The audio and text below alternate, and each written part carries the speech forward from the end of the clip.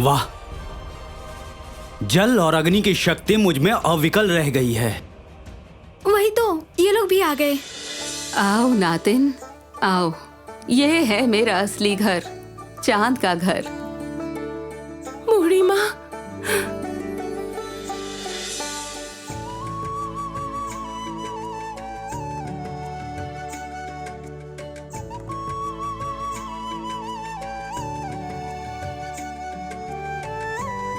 मत रो नातिन, सब भाग्य में लिखा है।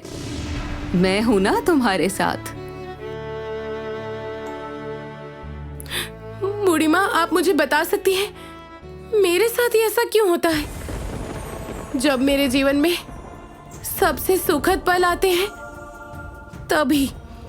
तभी एक तूफान आकर सब उजाड़ कर ले जाता है, सब उजाड़ देता है। ज्योत्सना की जिंदगी भी तो ऐसी ही थी बिटिया। दुनिया में सबका भला करते हुए ऐसे ही कष्ट मिलता है बिटिया। ये तो प्रतिदान है, यही कीमत है इसकी। कीमत तो अब कामिनी को चुकानी होगी, वो भी सूद समेत।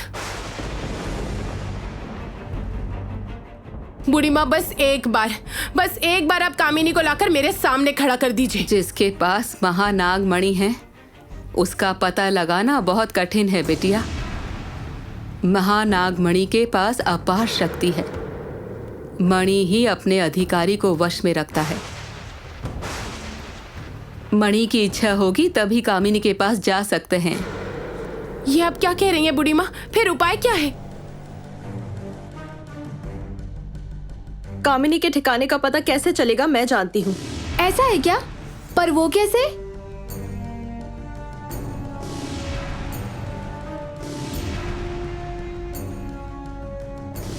तुम्हें गहीन वन में जाकर राक्षसी रानी को ढूंढ कर लाना होगा, पकड़ कर लाना होगा मेरे पास।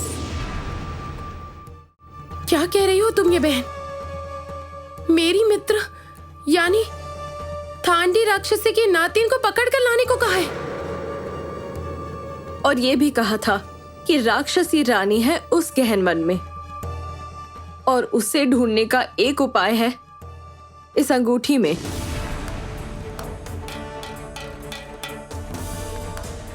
नहीं, बिल्कुल भी नहीं। मैं किसी भी तरह अपने मित्र के पास कामिनी को नहीं जाने दूंगी। यानी मित्र के ऊपर अभी विपत्ति के बादल छाए हुए हैं। आओ, मेरे पास आओ।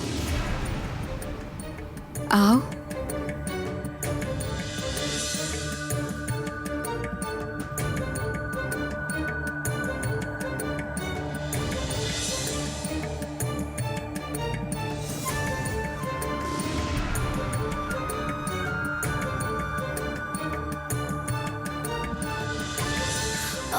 बूढ़ी माँ, ये क्या?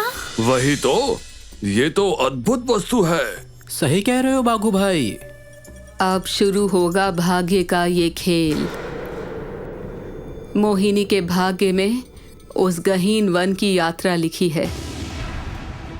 और याद रखना रोहिणी, वो महानाग मणि तुम्हारी है। वो तुम्हें अपने पास बुलाएगी ही। जो होने वाला है होने दो से। भाग्य ही तुम्हें सटीक जगह लेकर जाएगा। सारे रास्ते जाकर मिलेंगे उस कामिनी के पास। अब परेशान ना हो दीदी, आपकी मित्र को मैं कुछ भी नहीं होने दूंगी। मुझे भी अभी बहुत कुछ साबित करना है। बहन, ये गले का हार ही हमारे मध्य संपर्क सूत्र है। जब भी जरूरत हो इस पर हाथ रखकर मुझे बुला लेना।